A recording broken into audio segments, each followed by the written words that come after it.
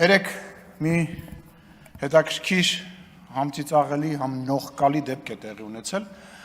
Պատգամավորներից մեկը դուրս էր եկել անհետ կորածների ծնողների մոտ եւ ասում էր, որ դե դիմացեք 2 ամիս բան մնաց, հեսա ձեզ ռատ կանենք կեթակ, հեսա Նիկոլին ռատ կանենք իր ընկերներով կեթան ու դա անում էր Հակոբ Ասլանյանը։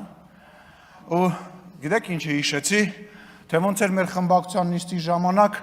լաց լինում եւ աղաչում, որ ինքը մնա մեր խմբակցության մեջ, առաջարկություններ էր անում, ասում էր սառեցնենք, ես բեղ պահեմ ձև անենք, որ դուք ինչ չեք ճանաչում։ Եվ այս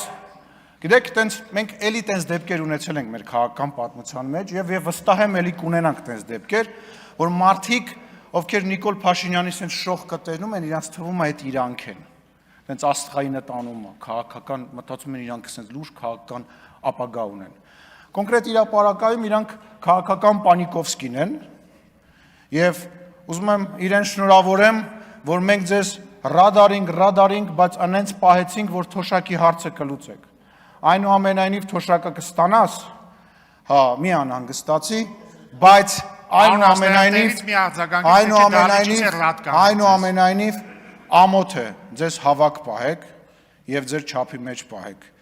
Նիկոլ Փաշինյանի շողքը հանգարց չմտածեք, որ դա դուք եք կամ կարակ երբևիցե լինեք։ Իրոք 2 ամիս մնաց, հետո ձեզ երևի փողոցում մարդիկ տենան ու նույնիսկ չճանաչեն։